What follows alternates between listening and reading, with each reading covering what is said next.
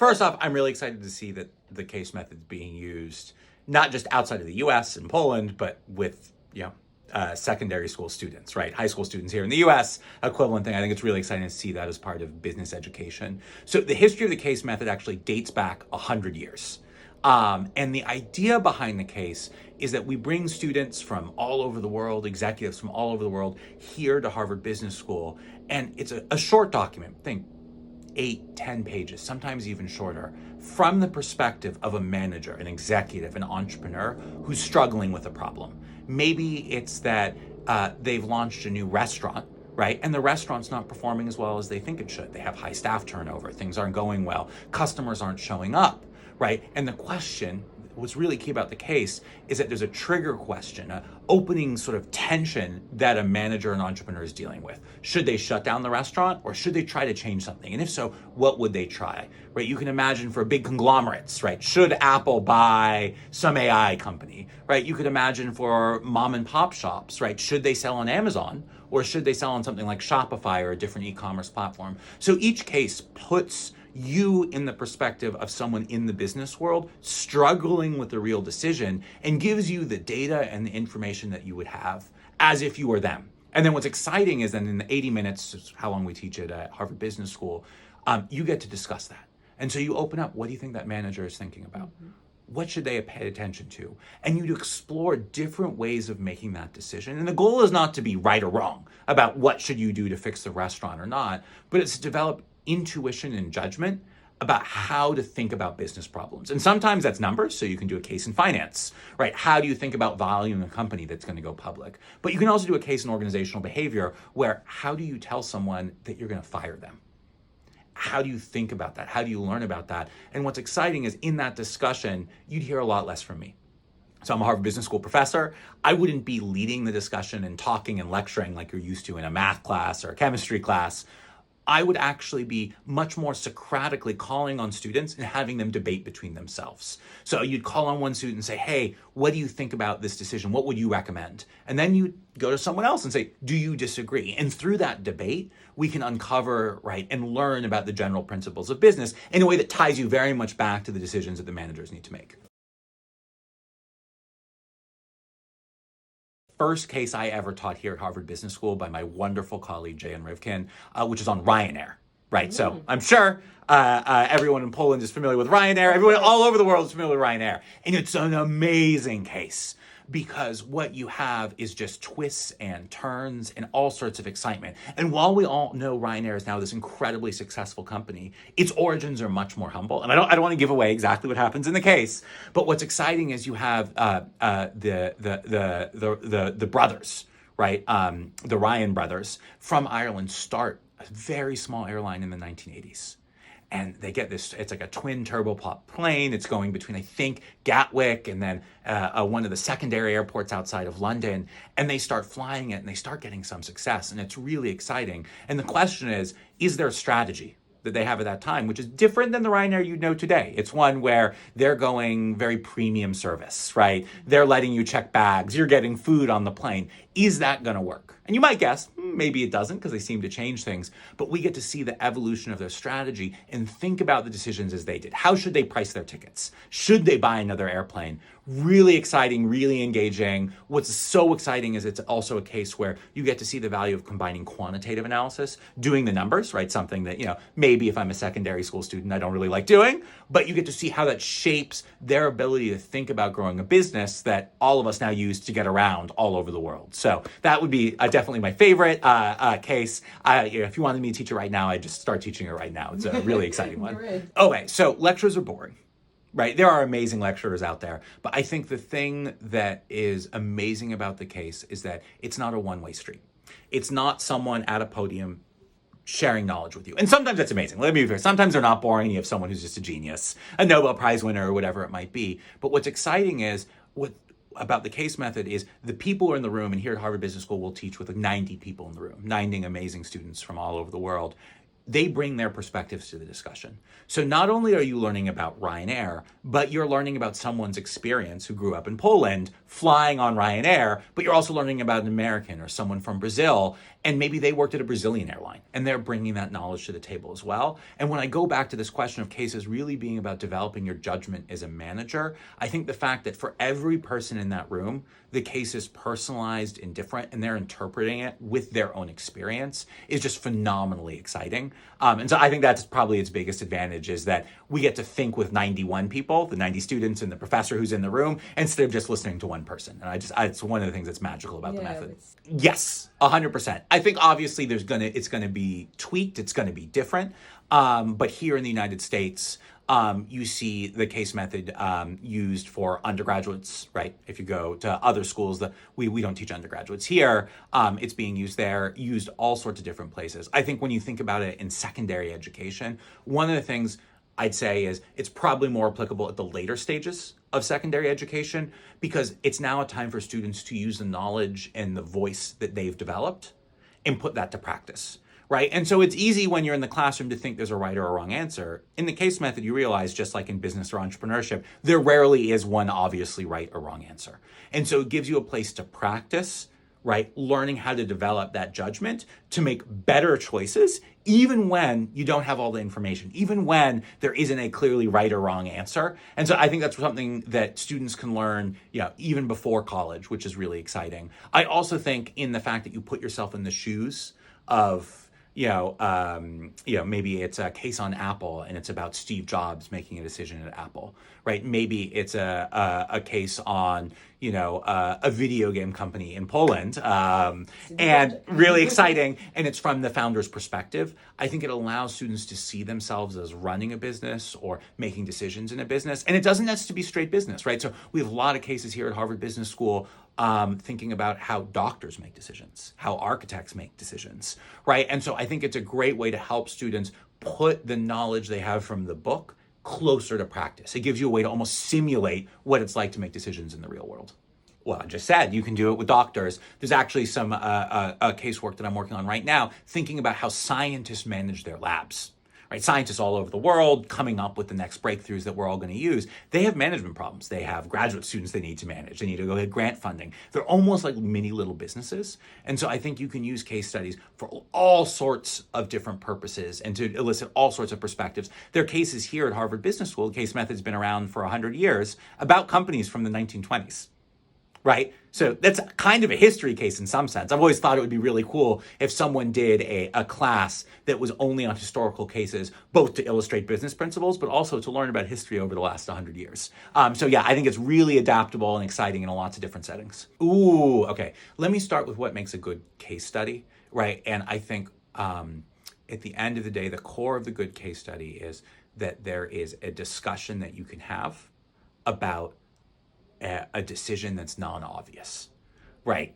A case that was like, is the iPhone valuable for Apple? Not particularly exciting. We all know it is, right? A case of like, is Google search useful? Of course it is. A case of, are we going to all ask questions of ChatGPT? Of course we are. We all know that now. But cases rooted in decisions where there's ambiguity, uncertainty, and required judgment, those are the places that really make case studies sing. I would also say case studies where a little bit of information goes a long way. I can give you that one piece of a financial statement or that one performance review on an employee, and it's something that we as a group can discuss together from multiple vantage points and multiple angles. So I think that's something that makes just a fantastic case study. And you never know when you start writing them, whether they're going to be good or bad. But fortunately, a lot have been written, and so you can find lots of good ones out there already, which I think is very exciting. Oh, a good case-based lesson. For me, right, if I think about what makes a good case-based lesson, I think it's that what you're discussing ties to more general principles. So there's a version of the case where it's really interesting, you're in the weeds, but it's unclear what the bigger lesson is. What's really exciting about teaching here at Harvard Business School is that through the case study, what happens is broader principles about economics, around organizational behavior, around strategy, around marketing, around entrepreneurship come out. Right, so maybe you're talking about a case where entrepreneurs are launching a new product. and you'll debate that. But in debating it, we'll start learning, how should entrepreneurs experiment? What are the best practices for experimenting? What are the larger principles that we can think about in terms of the trade-offs between committing to an idea versus experimenting with an idea, right? And I think those are the really great case-based lessons when we're really thinking about it, is that what you're driving towards is not just a discussion. The discussion is great, but in the process of that discussion, you sort of learn through the debate that you're having in the classroom, right, what a broader principle is. And it could be anything like, one of the cases I recently taught was really exciting, where there's an entrepreneur, he's losing actually a lot of money in his business. And so he's trying to work out what to do. And as you're debating it, what you realize is he's in a hard spot, because basically the demand from customers is very sensitive to price. So if he raises prices, he'll lose all his customers and he won't be able to cover the cost of his factory. He could lower prices to get more customers, but then his margins get even worse, right? And in that discussion, what you start seeing is like a fundamental principle of economics, which is that demand curves slope downward. And depending on how sloped they are, oh my gosh, you can be in a lot of trouble about your pricing. But instead of that being a lecture that can be boring, I'm not going to say it's always boring, it's something that the students get to discover with you. And I think that process of sort of like co-discovery of the ideas helps people remember the ideas better, but also sort of helps them see how they can apply them to real world business settings. So here, if you're looking at the first year of Harvard Business School, we teach all our classes with cases. So they do 28 cases in a course here. And then generally the exam at the end of the course is a case.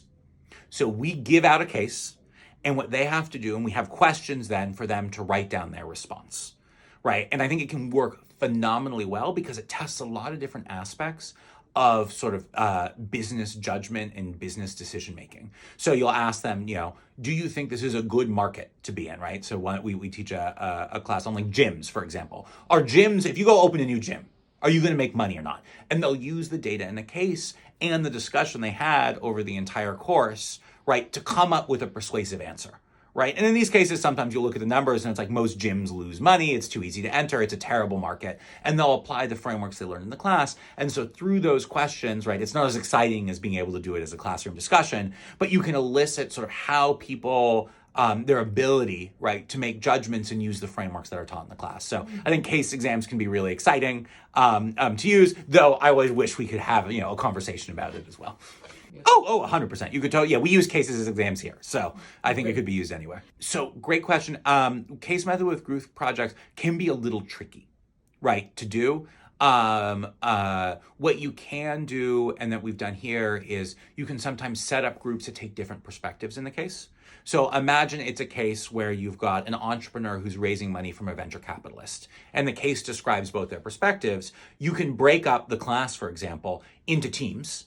And some of the teams can take the entrepreneur's perspective, and some of the teams can take the venture capitalist perspective, and then you can have them negotiate in the classroom, right? And so there's lots of ways to break up a case into smaller group projects that you can build around, which I think is really exciting. The other way that you can use the case method in group projects is actually have the students actually prepare a case, right? So what you can do is basically say, here, we're going to have a bunch of, almost like an exam, a bunch of different cases. You're going to prepare and summarize the case and then present what your suggestion would be. That can be exciting. Or as sort of a final one, you can have them go out and write up almost like a mini case on a company. So one of the things that we'll often see is you'll do these case discussions, and then with students here at Harvard Business School, other business schools do this as well, students will go out and write up like a short 1 to 2 page case.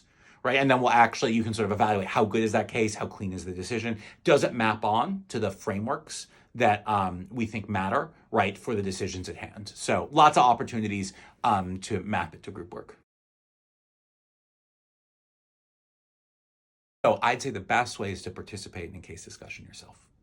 Right, so get the teachers in a room, get someone to come and teach that case, get them online, whatever it might be, have them actually be a student where they've read a case and they've done it, and then they've actually experienced it. From a teaching case perspective, for Harvard Business School cases and other cases as well, there's often what's called a teaching note. So this is basically like a guide to how to teach the case. It's not about getting the right or wrong answers, but what questions should you ask to get a debate going? How you might think mapping it to the sort of fundamental concepts in the case. So teaching notes can be a really useful way to learn how to teach the case, but there's no better way to learn how to teach the case than to actually be a student yourself discussing a case in the room or on the Zoom room if it is that case. Yes, it is hard. It takes practice. It's one of the things where I think you have to read a fair bit of cases, maybe practice teaching the cases, and then you develop sort of a nose for finding where are good decision points that are exciting, what are good tensions, what would be interesting companies to write. And there's actually two types of cases that maybe are worth noting. They're what's called library cases. So these are cases where you don't talk to the company. You just write up, like what you read in the news, right? I'm going to write up a case on, Microsoft. Right, and we'll talk about Microsoft and its strategic investment in OpenAI, and you're going to use news sources and write that up. Those are good, but I find that the best cases are ones that we at Harvard Business School do in collaboration with a company. So we go to the company, we talk to the executives, we get their internal data, and we write that up as sort of a 10-page document to build out cases. That's something that, returning to the question on the group projects, is great. If you have students, have them go talk to companies. Can you set up 5 to 10 companies, and they can sort of go out, do these interviews with the idea of then returning that back to sort of building out a deeper and a richer case. And those are the fun ones, because those are where you get really into the perspective, into the shoes, right, of a CEO of a company or a manager. Yeah, look, I've never seen, right, cases used at a national scale. I think it would be incredibly innovative and really exciting to see it rolled out across an entire country, particularly at the secondary school level. It would be wonderful to see. I'd come out to Poland, come and participate and teach in some of that. It would be a really fun. I think you get a lot of my colleagues as well being excited to see that happen.